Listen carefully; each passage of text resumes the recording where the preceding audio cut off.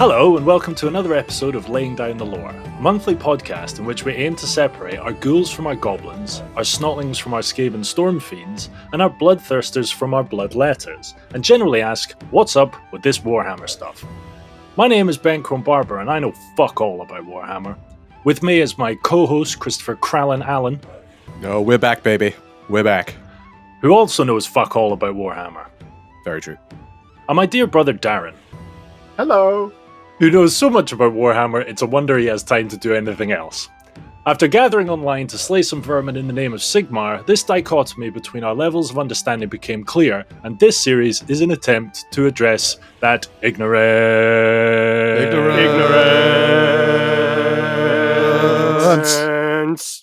Oh man, that was Beautiful. Sonic chocolate. That was... I mean, I feel a deep sense of shame. I do feel violated somehow. And I don't know if it's by myself or you guys. I feel orally violated with an A. Yep. Mate, I think after a couple of episodes, we're going to have that down to a fine T, I think. I think we're going to sound beautiful. Did you sound like you were going after Darren went, Kral? Because you went at the same time. If you look at the sound waves, they're like right above each other. No, I thought Darren, story of his life, was a bit premature. Yeah. If only there was a way that we could sequence them one after another after we've recorded. Well, there's not, so stop it. I don't think we have the technology, Darren. I don't think. We don't have the pure. We don't have the poor. Yeah. It's been a minute, hasn't it, guys? It has. Yeah. Listeners won't know that, obviously, because the release will continue to be as regular as it always has, but we have had a hiatus. Yes, that's right. A sabbatical. Bit of time off. Bit of R&R. What have you been doing with your time off, Dhar? I've been lying in my bed coughing up Irish butter. That's not a euphemism. The old human churn. The old human churn. I was just regurgitating months-old chunks of butter made from Baileys. Christmas last year finally caught up with you, did it? Was the chunks of butter related to the 7 litres of Baileys you drank in 2 weeks after your 50th birthday? I think you could draw a direct line. A direct line of dairy products from my lungs. I think I could produce a PowerPoint with a correlating graph to illustrate how directly related they are. Yeah. Don't know if you recall, but on the actual day at the party, I drank 1.5 litres of Baileys at the party. Jesus Christ. Everyone just ignoring you while you sat in the corner. Just ignoring. You're just shitting cheese the next day. Yeah. I can't believe it's not a heart attack. No, he always comes to parties with just his top on. That's his thing, you know? Yeah, I full Pooh Bear it at parties. It's Poodar. Poodar. And then I jam myself in some sort of a doorway or a window with my ass hanging out going, oh, bother. Oh, bother. Why does this always happen to me? And Vic is just standing next to me going, you attention-seeking prick. That was how your very short political career ended, wasn't it? And I was still Prime Minister for a day longer than Liz Truss. Hi-oh. Is that the first political joke on Laying Down the Lore? That might be. It's no joke, mate.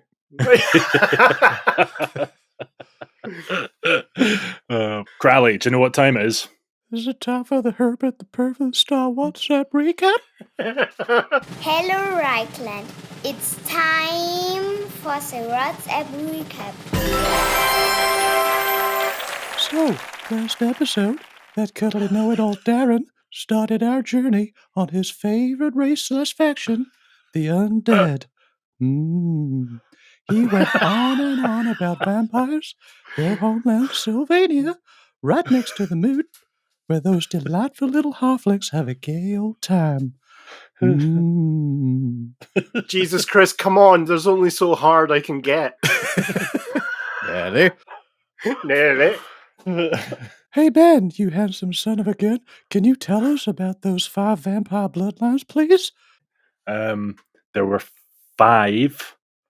One of them was the Strigoi, And they were bloodlines. who were the kind of monstery ones. And then there were... Is the Von Karsteins one of the Yep. bloodlines? Yeah, That's okay. Yeah, So right, they were the one. Von Karsteins. Go on. You're doing so well. Keep going. You might just earn yourself a popsicle. Listen, if you get all 5, Ben, you can come down to Uncle Touchy's naked basement. It'll be absolutely fine. Uncle Touchy's naked basement. Sounds like a great... He sounds like a great guy. Then there were... the Necrarchs. Yep. That's Okay. right. Oh, can you give me a clue on the other 2? Think of an enormous Capri Sun. Strawpedo? Yeah, come on. Drinking dragons dry? Something There to we do with go. drinking That's dragons. right. The blood dragons. Well done, Benny. The blood dragons, And yeah. What was the 5th one? Give me another clue. Think Lamassu, but not quite Lamassu. Oh, the Lamians. Yay, well done, Benny. You just earned yourself a popsicle. Why don't you just go in and put your hands deep into my pocket and grab yourself a nice, cold, hard popsicle.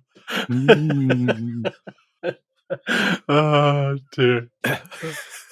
And what's the story about the undead without the great necromancer himself, Nagash? This is really hurting my fucking voice. You should suck on a popsicle, mate. I feel like it. A ruthless, evil, power-hungry son of a bitch, Nagash, the firstborn king of Camry, I'm not sure if that's correct or not, resented his younger brother's birthright to become the next in line to the throne. So, by interrogating some poor little dark elves and learning to wield necromantic magic, Nagash created the elixir of life, which prolonged his life. Over some centuries, Nagash built up his own force of followers and staged a coup against the current king and created the Black Pyramid and published 9 books about himself. The 9 books of Nagash. Quite a busy guy, eh? Local factions rose up against the tyrannical Nagash and defeated him, or so they thought. Meanwhile, an ambitious young Queen Neferata got herself some copies of Nagash's books and managed to create her own elixir, but an elixir of blood. As she consumed more of the elixir, Neferata and her followers slowly became vampirical. Horrified by what she was becoming, her own husband turned against her, forcing... I can do this! I can fucking do this! Okay. Her own husband turned against her, forcing Neferata and her 9 cronies to scatter and start their own bloodlines, and so began the faction of vampires. Ooh! Yes. Yes, mate. Oh my god. That is what all of that is 100% Well staying done, in. man. Oh, yeah, please. I'm not doing that for nothing. Jesus. I love the idea of Nagash publishing 9 books about himself. Like, Yeah. I'd love the meeting, he goes to the publisher's office. He's like, clunk, just like whacks down 9 massive tomes on the table. He's like, What's this? It's me. Little story about my life. It's all one draft. There's no editing done whatsoever. Yeah, it's just a stream of consciousness. Yeah. His publisher's like, could you have just consolidated this into maybe, 2, maybe 3 books? No. Give the people what they want. More Nagash. It's like a Hunter S. Thompson thing. My original title was Fear and Loathing in Camry. The publisher comes back after a couple of weeks of reading. It's like, yeah, it's good, but volume 7, when you took a year out, seems a little wishy-washy. Can we maybe remove that one? I mean, you mentioned a lot of things here like Skaven. I mean, is this fantasy? They don't really exist, right? Bipedal rats. Nonsense. Right. Well, thanks for that, Crow. Oh, don't thank me. Thank Herbert the pervert. That was all Herb. All Herbie, baby. Thanks, Herb. All Herbie, baby. Right, Dhar. Where are we going? What are we doing? Oh, he's got his serious face on. By the way, his serious face looks exactly the same as his laughy face. And his O face. Yeah, I'm still unwell. I look like a kind of what Santa would look like if he had been underwater for 4 days. A waterboarded Santa. That's dark. Yeah. Got some sort of festive bloat on. That's a good thing to have coming into December, isn't it? Yeah. And now we hand over to the perfectly spherical Santa. We left off last episode with the effective collapse and destruction of Nagash after the sole survivor of the Great Kingdom, King Alcidizzar, though kind of driven to madness by the year-long torture he suffered, was successful in slaying the great necromancer, and effectively the undead world took pause. And now we shall continue that story. This is a shit segue. And then, listen, it's fine. We've had a month off. It's going to take us an episode or two to get into it. The listeners are absolutely fine with that. They're absolutely No, fine see, with I'm too happy to be doing this again. This is I need to be miserable to get Nagash. Don't you worry, mate. I'm going to make that segue. Mwah. Chef's kiss good. So if we can imagine, King Alcidizzar has been in a cell for a year, poked, prodded, tromboned, French horned, probably bass drummed, maybe glockenspieled as well. We're not entirely sure. Even jaw harped. Never on a first date. He has a kind of committed erstwhile allies, only insofar as the enemy of my enemy is my friend. The enema of my enema is my friend. The enema of my anemone. Yeah. Could I get an anemone enema, please? No, I want the whole thing. Winkles and all. Yeah. As we'll recall, the great ritual revived all of the dead of what became the land of the dead, the great kind of pseudo-Egyptian kingdom in the south of Warhammer. The energy that was required was so all-encompassing that Nagash collapsed back onto his throne at the end of a kind of 24-hour Gregorian chanting session. Just fell back in. He swooned. He full Rita Hayworth into his throne. Waking up briefly as his hand struck himself in the face. He then is kind of laid out, and while he's collapsed, the Skaven enact their plan. They free King Alcidizzar. They shoved into his hand what's called the Fell Blade, or the Death Blade, which was this sword made from the fusion of grommel, that dwarf mithril kind of metal, and warpstone. Nice. It was wrapped up with so many enchantments of death and control that the Council of 13 were actually able to control King Alcidizzar and guide him through Nagashazar, guide him through the tunnels, through the rooms, bathrooms, kitchens. What else would it have had? Pantries. The orangery. Outhouses. The gym. That never gets used. That Used never it gets once used. last Christmas and now you never use it. What's the point? Yeah. What waste. Yeah. Did the Skaven forge the Fell Blade? Yes, they did, yeah. They made it specifically to kill Nagash. Wow. So Alcidizzar comes into the throne room. It's deathly quiet. No pun intended. There is the great necromancer, who is about the size of an ogre at this stage. He's pretty hefty, swollen with magic, engorged, one might even say, and just kind of draped over his throne. Very carefully and quietly, Alcidizzar approaches the throne. You've got to imagine there's this shadowy ring of Skaven assassins surrounding Alcidizzar, keeping the dead at bay, protecting their kind of vessel, their living weapon, as it goes to confront their great enemy, Nagash. Arriving at the foot of the throne, Alcidizzar is overcome with rage because his entire people have been killed with the Great Plague and then revivified as undead. So he's the last surviving son of an entire country. So raising the sword above his head, he sweeps it down directly at Nagash. And there's some sixth sense in Nagash, even though he's comatose, that his arm raises up to ward off the blow, and the fell blade severs through his hand, or severs through his wrist, and the hand falls to the floor. And then, much like, is it the Thing in one of those? Is it the Addams Family? It scuttles off. Yeah. Nice sound effect, Dhar. With this kind of jarring idea that Nagash might come to life, it drives Alcidizzar into a frenzy, and he butchers the great necromancer into tens of pieces, let's say. A baker's dozen.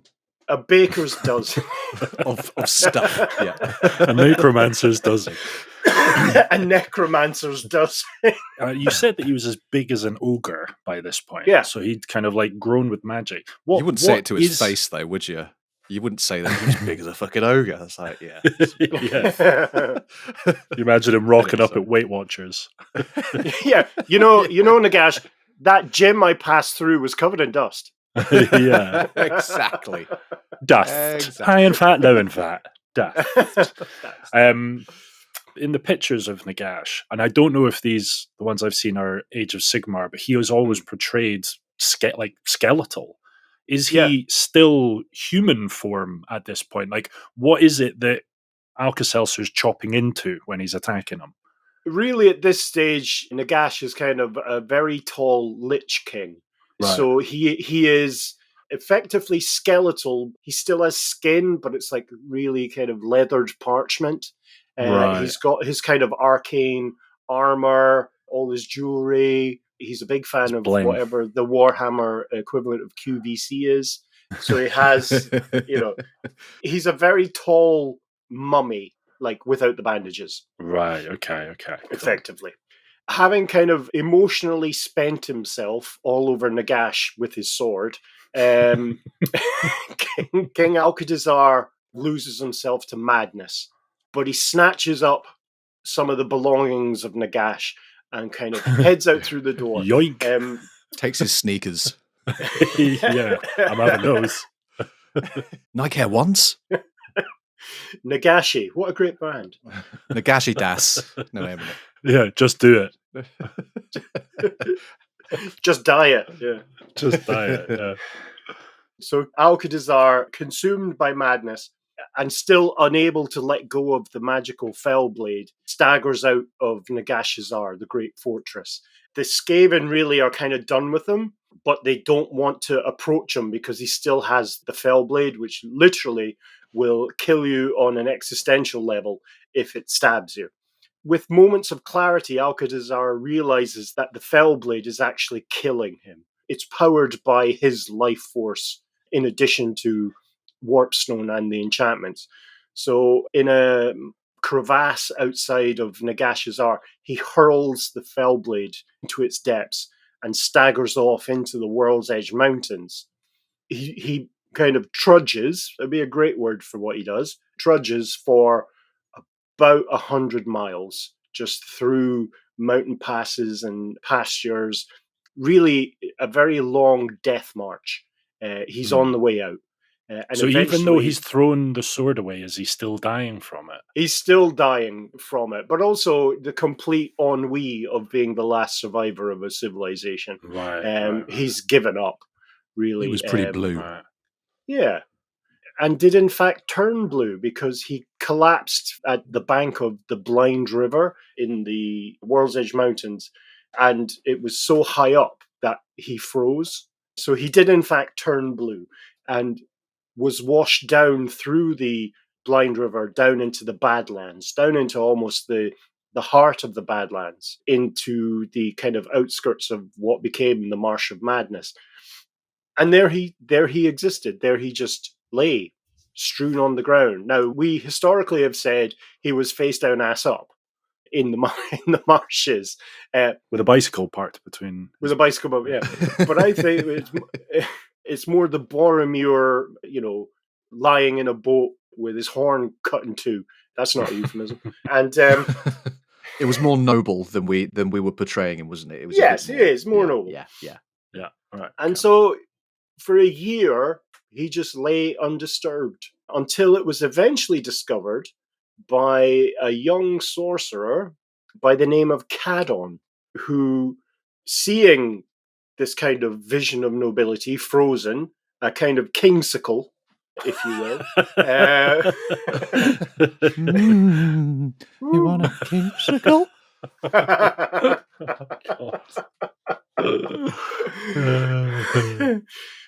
Kadon and his followers build like a barrow, not a wheelbarrow, Ben, as we discovered last episode, an actual barrow. I know what one of them is now. Yeah. One might even go so far as to say a large cairn. Look it up. I don't have time to explain it. But in the process of thawing out the king, building the barrow for him, Kadon kind of retrieves one of the treasures, retrieves what will become eventually known as the Crown of Sorcery. If you'll remember, which orc warlord was it that got the Crown of Sorcery? Azag? Azag!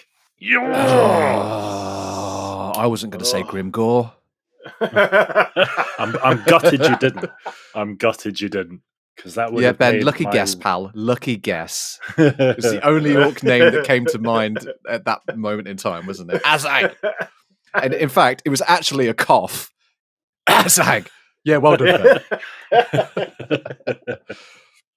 A lucky cough. As listeners will hopefully recall, unless this is your first episode, in which case you're very welcome. Where have you been all this time? We've been waiting for you. Yeah, where have you been? Hang on. The Crown of Sorcery contains a large portion of Nagash's soul. So his spirit is tied in a very real way to this not at all Lord of the Rings style analogy. Nope. Didn't make that connection there's whatsoever. No. Move on. So he puts the crown on his head. As one does, and is instantly assailed by the spirit of Nagash, who kind of throws visions of power and kingship and influence, and saying, look, you're maybe not as good as you could be, but with my help, zombies. Zombie.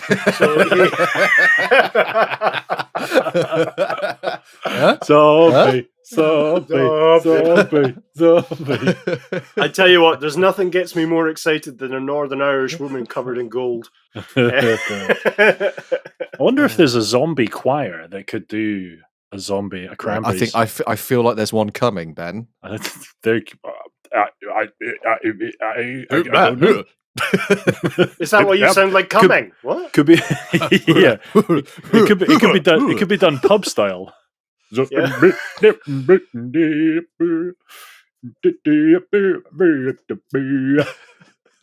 I mean, listeners, I know you can't see the two lads as they're doing their lounge singing thing, but it really does make me want to self-harm.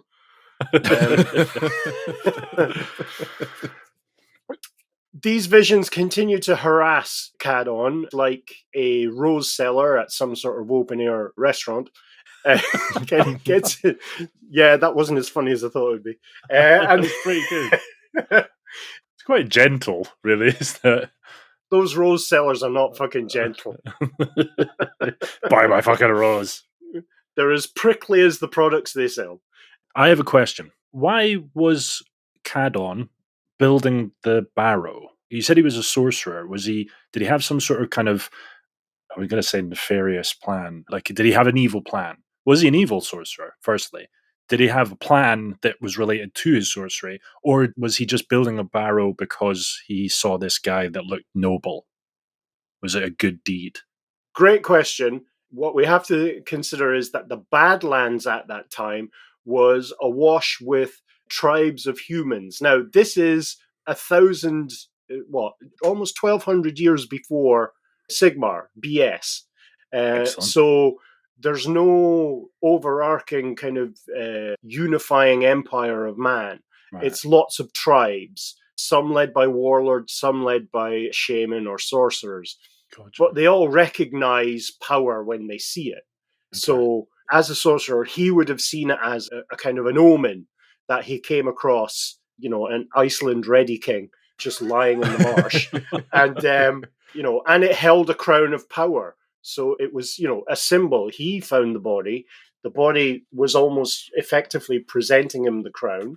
I like to think of it, if we go back to our version of it, that it was face down, ass up, with the crown perched on his buttocks. This crown is for you. And the first thing he thought was, let's put that on my head. Yeah. And so he just went in head first. He's like, sir, you're wearing that crown wrong. Let me show you how to wear a crown. So yeah, these were, how would you describe them? They would have been equivalent to the kind of early Celts of Britain, Right. and perhaps the various Goth and Hun tribes across Europe. So we would consider them barbaric. So yeah, the visions that Kadon receives eventually kind of win him over, and he builds a city on top of the barrow. Well, not directly on top, more kind of around, because that would have been a very small city. And following the advice and guidance of the kind of spirit in the crown, the kingdom takes on the name of the city, which is interesting because it has two names. The first one, it's first mentioned in the lore as Mourkain, which is kind of city of the dead. But that was revised in later editions as Mourkain, which means the place of death. Cheerful. You've mentioned Mourkain before, right? I've mentioned Mordheim before. I was going to say, did I mishear you last time? Because I thought it was Mordheim. Yeah, no, they're two different places. Yeah. Nah. Yeah. Yeah. So eventually they start, if you'll recall where the Badlands are, you've got the Kingdom of the Dead below them, and then the Border Princes above them, and then beyond the Border Princes, the Empire. So Kadon and the Kingdom of Mourkain starts to unify to conquer all the neighboring tribes and spreads out, covering almost 2/3 of the Badlands, but doing so with undead allies, because Kadon and some of his kind of acolytes become necromancers, because the crown, through the visions of the crown and the whispers and asking it for help, it's kind of like a really kind of bad Alexa. He starts to recreate the books of Nagash. So he's able to get down necromantic lore and spells, and he's able to shore up his power base, but also raise the dead. So there's constant construction around Mourkain, the city, as well as the kind of wider expanded kingdom. But it's all done by zombies and skeletons. And thus, the wind of Dhar is attracted to that area more and more often. And so the great kind of corrupting power of chaos begins to, corrupt the area that the kingdom is in. Shut up. No, it doesn't. It doesn't, does it? So everywhere becomes kind of swampy and kind of moist, deathy, kind of going along. Undeady, dark magic-y. Dark magic-y. And then it becomes the D word, and then it's Dicky. Everyone becomes Danny a little dies bit dark magic. But as this is happening, the kingdom expands. There's no kind of detail of the elixir, either the elixir of life or the elixir of blood. So there's no way for Kadon to extend his lifespan. So while he's trying to work out ways to do this, he receives an unexpected visitor. Are you yawning at my story? No, I was just yawning. Don't flatter yourself, Darren. Jesus. Yeah. He receives an unexpected visitor in the form of the Hand of Nagash. Shut up. Which was drawn. Did it knock at the door? It leapt from a nearby rock, knocked on the door, and collapsed on the ground. Like a tied turtle. Like a dead spider. It had been drawn to the crown of sorcery because that was the only kind of existing piece of Nagash's soul that still existed. Kind of like find my iPhone feature on your iPhone. I do that a lot. I use my earpods and things like that. You just go find my thing and just like sets out like a little GPS thing. Find my severed hand and find my crown of sorcery. Exactly. Look, I tell you what, if a fucking hand knocked on my door, I opened the door to that, the first thing I'd do is boot it into the next fucking town. Like, just a severed hand. Yeah. Did Kadon not freak out? Did he not be like, what the fuck? A self-aware hand. But I think he would have if he hadn't been wearing the crown. Right, okay. But so the crown, and thus Kadon, instantly recognized the hand of Nagash. Hand. Yeah. Where have you been all this time? And then all of a sudden, Kadon was like the third wheel in the relationship. It got really awkward. Like the crown and the hand were like, "Hey man, oh yeah, this is just Kadon. Yeah, it's fun." There's a joke. There's a joke here to be made about some sort of necromantic fleshlight, but we'll draw a veil.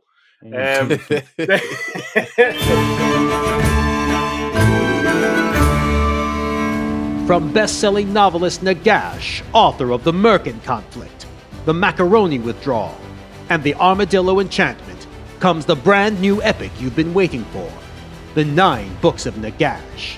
I wrote another trilogy of trilogies. Prepare your souls. He had you on the edge of your seat with the halibut proposal, the banana investment, and the gargoyle Cadillac. He'll blow you over the edge with The 9 Books of Nagash. How's that soul prep coming along? The Sagittarius Oblivion, the Oboe Constriction, the Badger Metric. And now Nagash has coalesced his most genius work to date. The Ghoul Kings said it couldn't be done.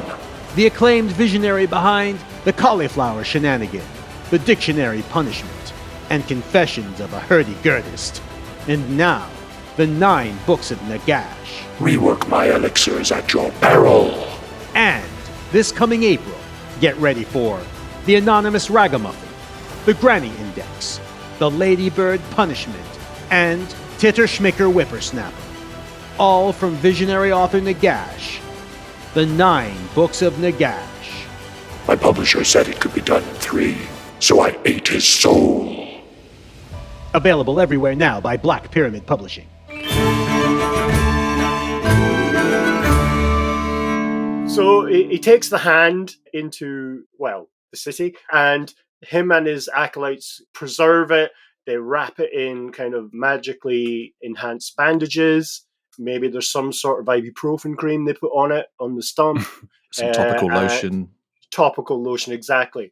And so this hand then is used to, it's effectively nailed to the top of Kadon's staff.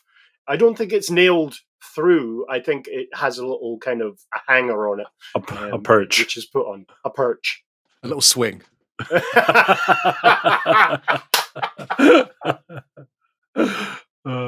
I mean, I think it's how Kadon greets people. He just raises the staff with the hand on it and goes, "Hello." Yeah. He made it a little jacket. Well, a glove. A glove. I've now turned Kadon into Timmy Mallet in my head. But still, the extra power that the hand gives Kadon, it can't stop the aging process. So we're now looking at around about 100 years later, 120 years since the discovery of the body of Alcidizzar. The crown realizes that Kadon is dying. There's nothing that can be done to keep him going because that bit of information isn't in the crown. That part of the spirit doesn't hold the information about the various elixirs that it can make. So it kind of psychically calls out to see if there's any powerful necromancer or demonologist or some practitioner of the dark arts or some a necrotic yodel. Yodel.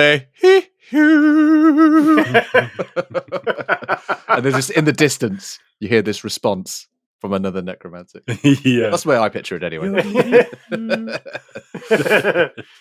What would Herbert sound like yodeling? Something like this. Yodel. Pretty much exactly how That I was did pretty it. good. That was pretty good.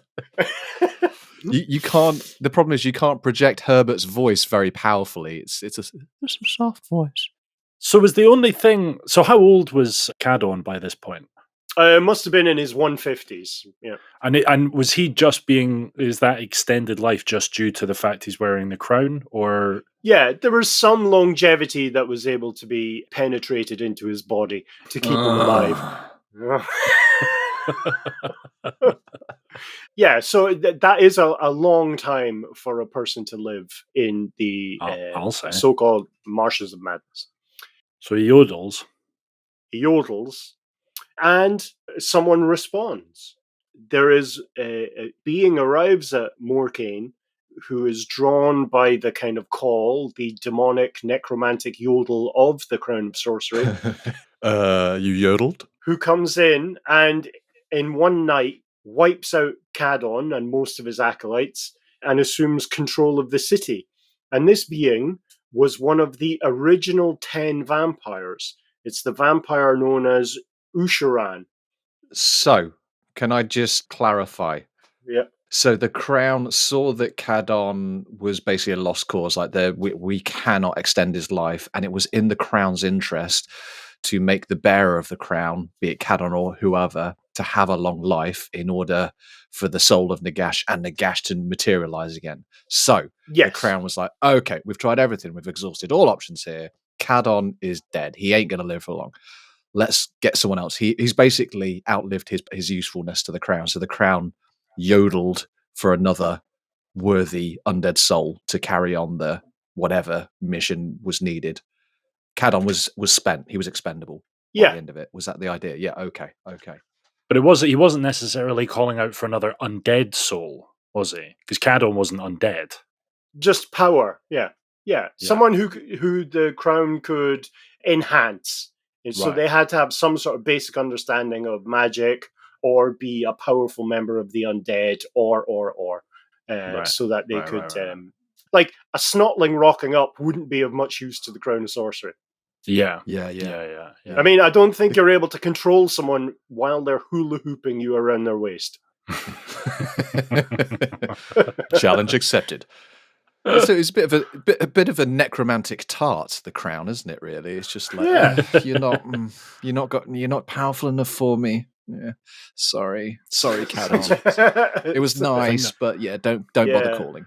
So the being that arrives at the being that conquers Mourkain was one of the first original vampires, Ushoran, who was in fact the younger brother of Neferata, kind of the vampire queen of Lamia. Who was, at this stage, obviously cursed by the same dude that's calling him from the crown. Yes. Well, they all were. They Yeah. all were. I mean, what you have to understand, this is like, we're coming up on 700, 800 years since Nagash was actually killed. Right. And so most of the vampires, almost all of the vampires, in fact, are still in hiding. Because Right. they're Okay. terrified that Nagash is going to come back and exert his control over them. Now, Right. that control kind of is manifested through, and it'll be interesting to see your take on this original concept, through a magic ring that one of the vampires has. One of the 9 vampires has. But we'll continue on. And we'll cover both that vampire and his magical ring later. Ushoran really is the kind of patriarch of the Strigoi bloodline. So the kingdom of Strigoi is founded in Mourkain. Strigoi land. Strigoi land. And lasts for the bones of 800 years as this kind of vampiric kingdom. A kind of Lamia light, if you will. So they're still viewed as aristocracy. They kind of have this kind of condescending rule of mere mortals, but they're effectively just farming the populace. And I was going to say beating off the greenskins, but beating back the greenskins so that the kind of human population can live in peace. Mr. Chris. You were talking about the early Strigoi were pompous and arrogant. Was you, or did I mishear that?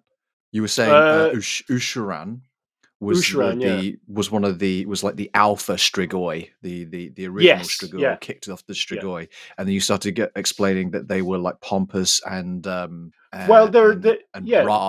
but that's not like Strigoi. Strigoi are bestial, right?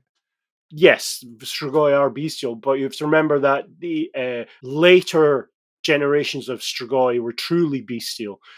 Ushoran was effectively a king in waiting. So he had all the education and the entitlement that goes with that kind of idea.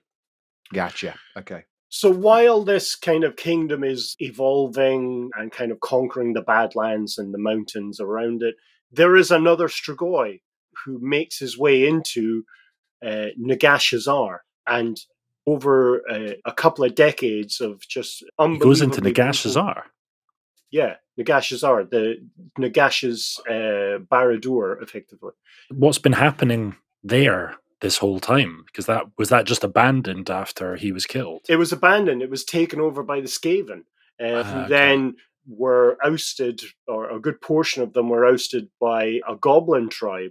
And so once this Strigoi comes into Nagash and begins to unite the tribes of kind of crypt ghouls, or ghouls as they're more usually referred to, which are not undead, but bound so tightly to Nagash's will that they are considered part of the dead. When Nagash originally constructed Nagash, it was through the use of, obviously, zombies and skeletons to be able to just ceaselessly work. But he corrupted all of the local tribes of humans, turning them through kind of what's referred to as the Dark Feast, where they became cannibalistic, and they became this kind of mortal version of the Strigoi, this kind of bestial, devolved human, and there were tribes of them. So this Strigoi, who's known as Vorag Bloodytooth, took over the ghoul tribes of Nagash and overruns the goblin tribes that are kind of facing him. He doesn't really want to take over Nagash because there's a strong sense that it's a place of utter destruction and evil for anyone that goes in there. Bad juju. Yeah, bad juju. And so he takes his ghouls and the survivors of the Red Cloud goblins, and they build this massive fortress on the east of the World's Edge Mountains. Remember, the listeners will recall, it's the mountain range that bisects the world north to south. So he goes into the Darklands, effectively, and builds the Fortress of Vorag. The name conventions for vampires aren't really that great. Do you know what I mean? It's straight. The naming conventions in general in the world of Warhammer are pretty, you know what I mean? You know where you stand with them. The Crown of Nagash. What is it and who does it belong to? There you go.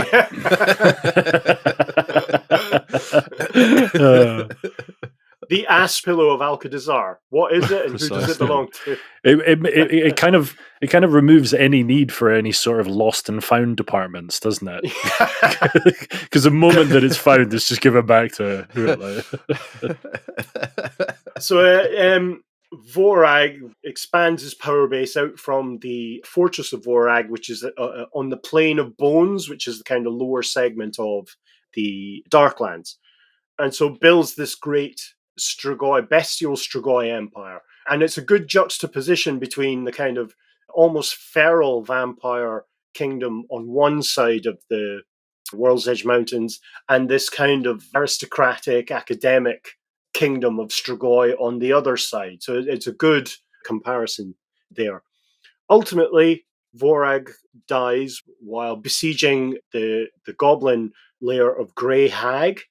He is, I've used penetrated too much, he is pierced by a massive bolt from a goblin bolt thrower, basically just harpooned and stuck to a wall.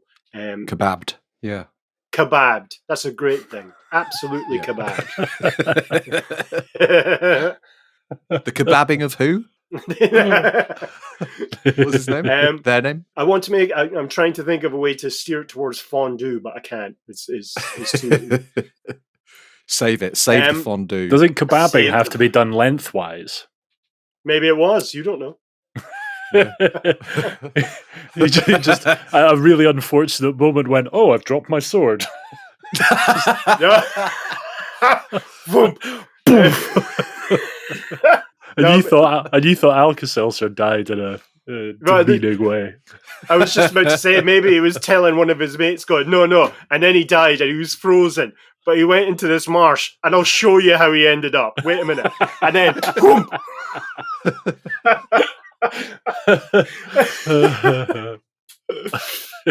So now the fortress of Vorag still exists, but it's a kind of benighted and abandoned place in the Dark Lands. It's occupied every now and then, but there is, as Chris said, bad juju about the whole environment. The abandoning of the fortress of Vorag. I'm just gonna like present everything like that now. Yeah. The kebabbing of this guy. So it's a few hundred years after that Neferata raises her stunningly beautiful head and re-enters the kind of historic record. That was very L'Oreal, Chris. Wasn't it? I just need a fan blowing my hair. Just my hairs. Yeah. You also need some hair. So at about 330 years BS, Neferata, in a single night, takes over the dwarven city of Silver Pinnacle.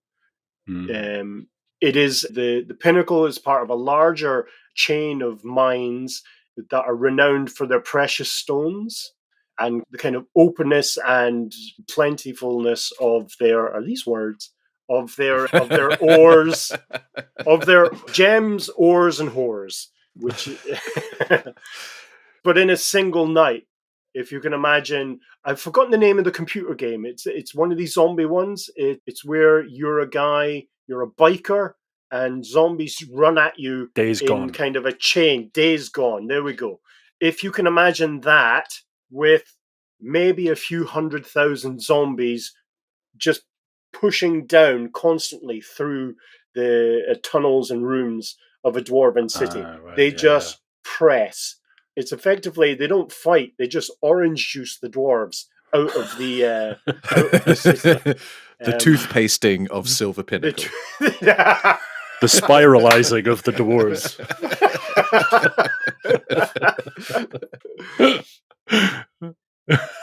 So then, yeah, I think the dwarves were extruded into some sort of dwarf paste at the very bottom level. Of Dwarf courgette. Dwarf shed. Neferata then spends a few decades beautifying the zombie stank shithole that is the Silver Pinnacle and turning it into a reflection of Lamia. So if you can imagine a mixture of kind of dwarven infrastructure recarved to look like Egyptian architecture. Wow. So lots of the appropriate looking temples, lots of obelisks. That's really the two. Sphinxes, maybe. What else does Egypt have? Small pyramids, big pyramids, lots of tourist shops. Sand. Sand. So the Silver Pinnacle then becomes Neferata's kind of power base in perpetuity. She still exists there to this day, some 2,800 years later. And that's where the great kind of councils of Lamian vampires is held. And if listeners will recall, Lamian vampires are about 98% female. So it's a matriarchy, is that the correct term? Of vampires. And it's the center of the web in which Neferata kind of covers the old world and the world around her with information gathering kind of agents, and has been puppeteering human politics ever since. Has she been doing that under the influence of Nagash? Or was that all Neferata? You know how Neferata was being subconsciously controlled by Nagash through the elixir that she created. Exactly right, yeah. She was in control of a lot of her actions.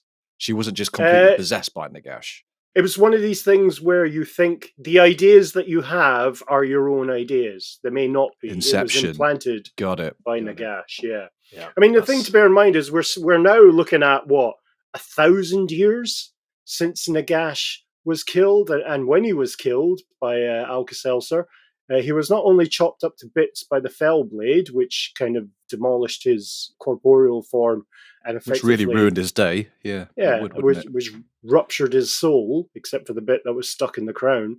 When Alcidizzar kind of stumbled out of the throne room, all of the Skaven assassins that were protecting Alka-Seltzer ran in and absolutely diced up Nagash's remains into millions and millions of pieces, and then scooped up all those pieces and hoofed them into a warp fire furnace, which effectively transmuted every molecule in his body to a speck of ash.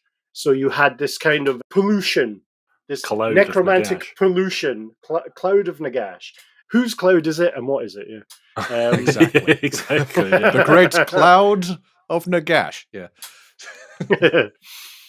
So at that moment, the vampires were effectively freed from his control.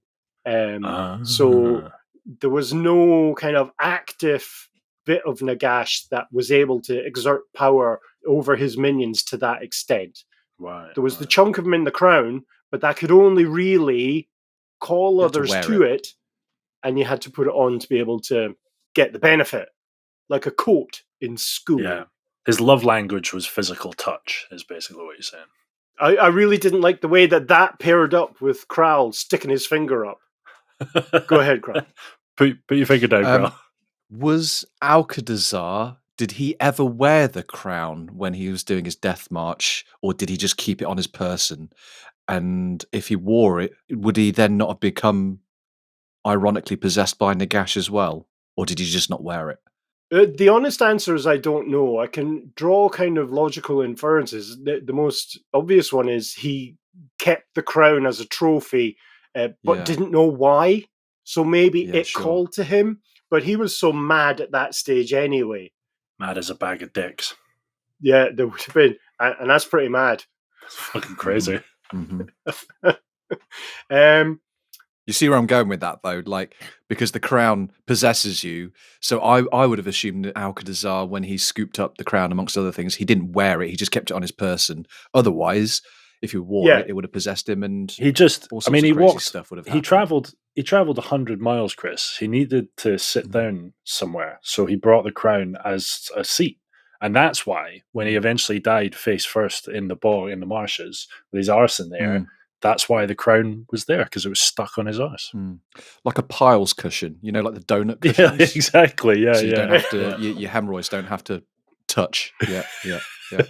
So, with all this mockery, no wonder vampires are pissed off. Guys, we're serious.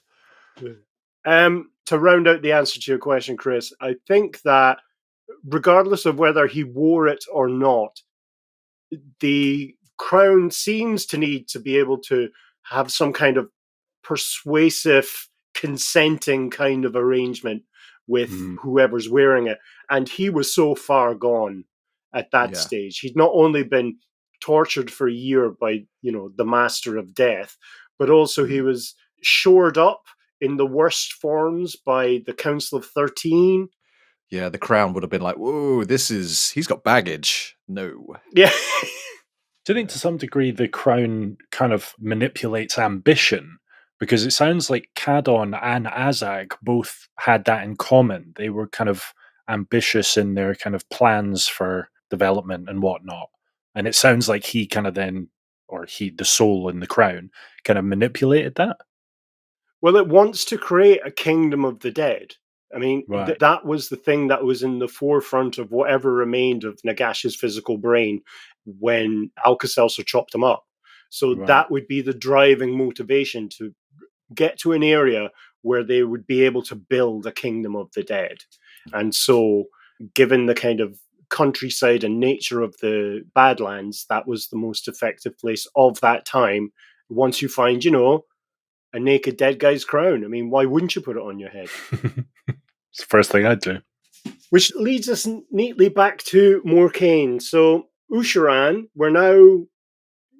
been there for about 400 years, ruling Mourkain, which has kind of turned into this metropolis of the dead.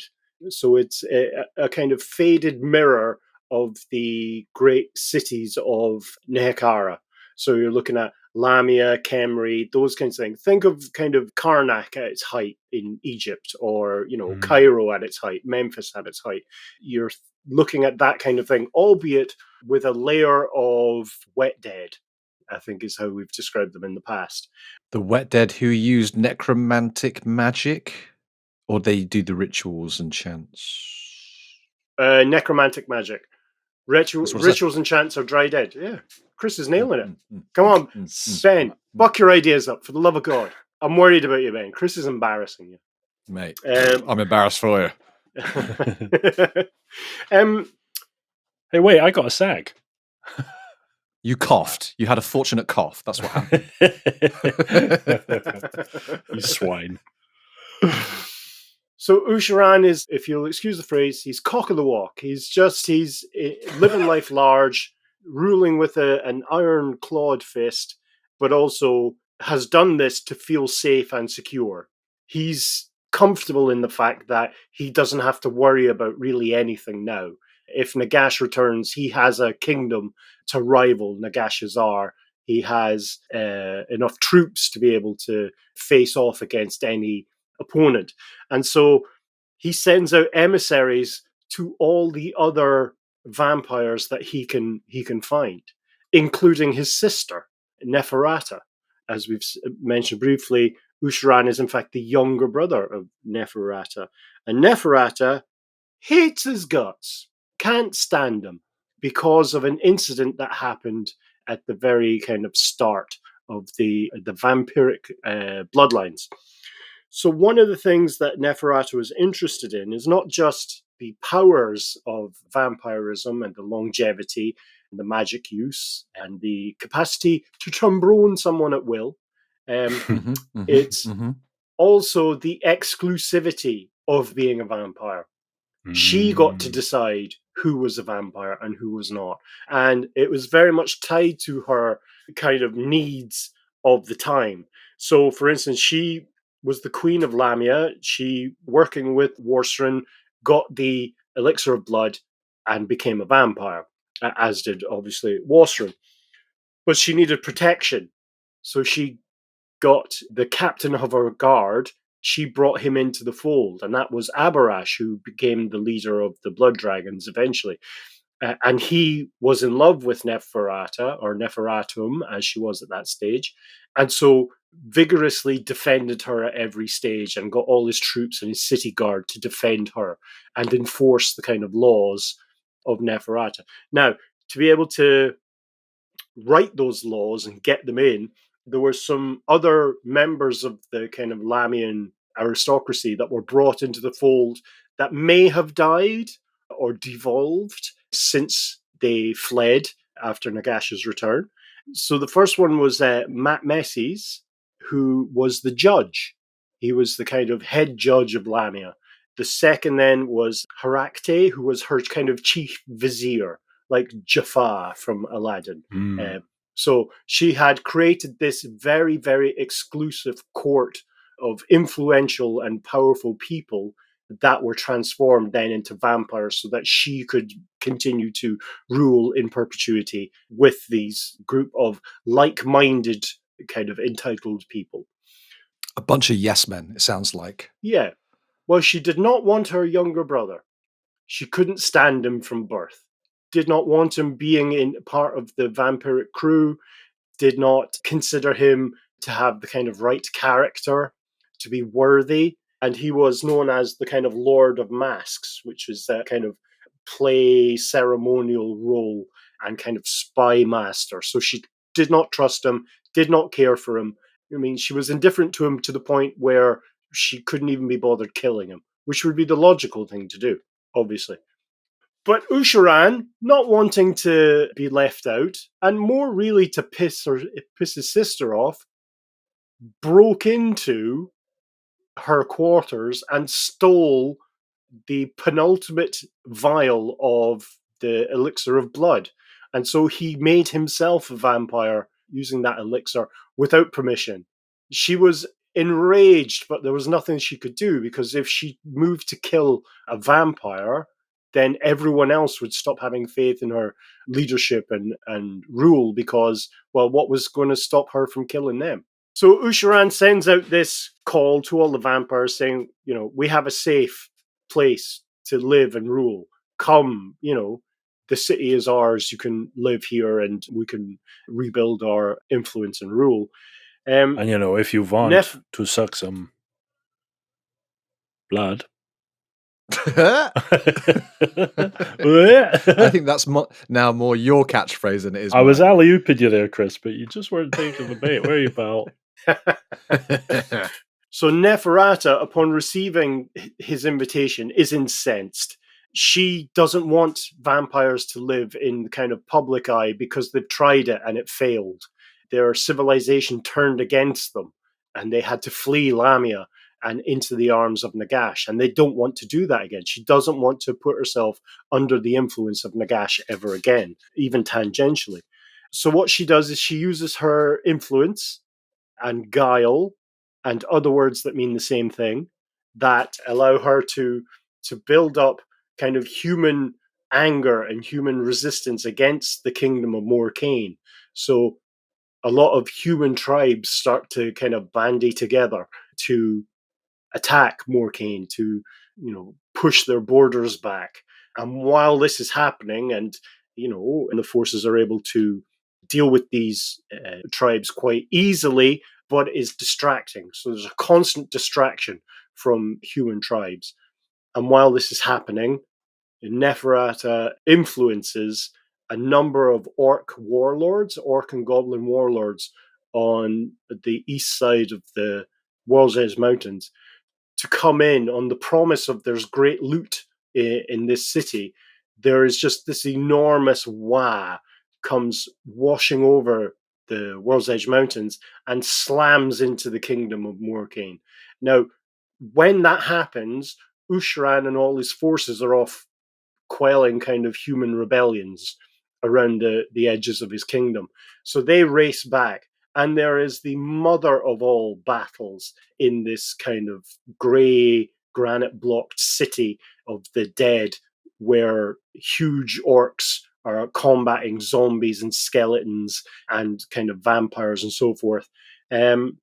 So ultimately, Ushoran, one of the very first vampires, or in fact the second to last of the first vampires, is slaughtered by an orc warlord called Garsnag Cracktooth, and many of his vampire acolytes are put to the sword. The city is completely decimated, and only a few of the kind of vampire followers and their human slaves scatter, eventually devolving through the rite of the Dark Feast and contact with other ghoul tribes into crypt ghouls. And that's really where all form of intelligence beyond bestial hunting predatory intelligence within the Strigoi disappears. They become completely feral over the next few hundred years. And so that's around about 200 years BS.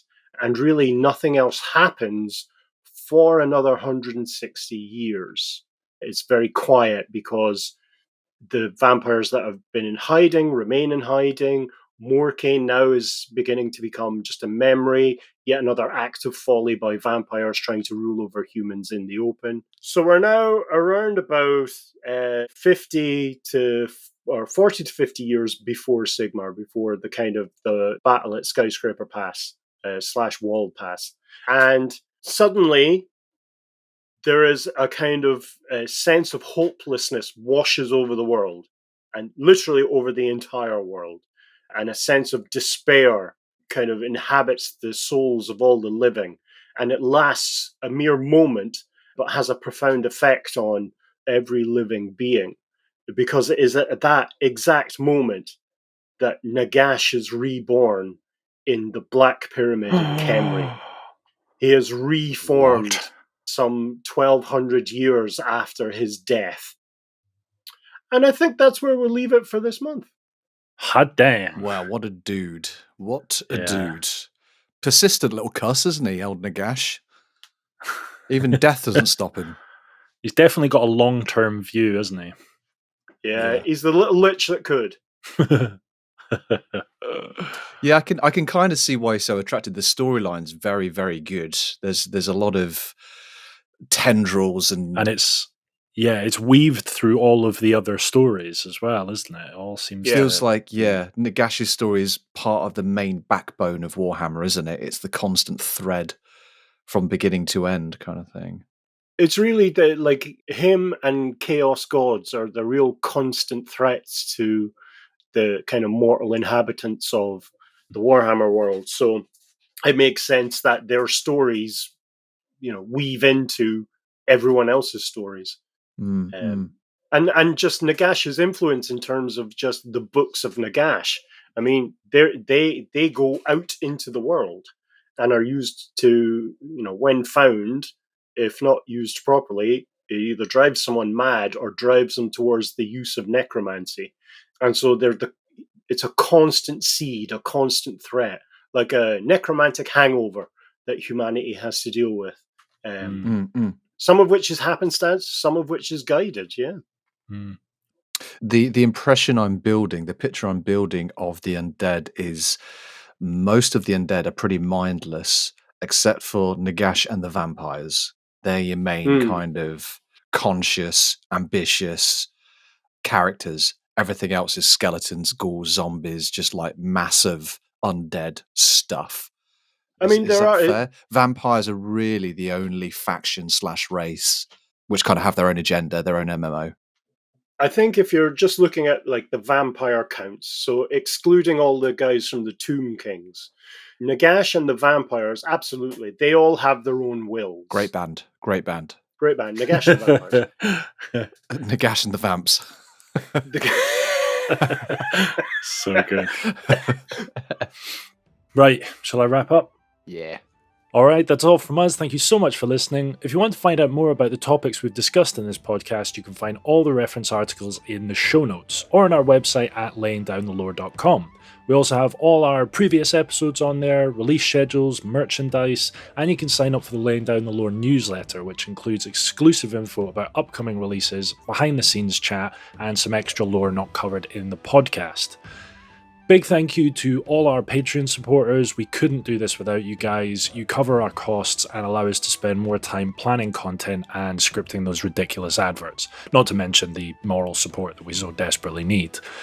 If you're not part of this merry band, you've enjoyed what you've heard in this episode, and you want to support the podcast, head over to patreon.com/laying down the lore and sign up today. This will give you access to our Patreon exclusive bonus series, Chunks of Dhar, a bi-monthly informal deep dive into the topics discussed in the main podcast, in which Kral and I essentially interrogate Dhar. You'll also gain access to our Discord server, which is pretty much Warhammer banter 24/7 with the three of us and our growing posse of lovely time wasters. We'll be back again next month displaying just how little Chris and I know. Until then, cheerio! See you later. Go on, touch it.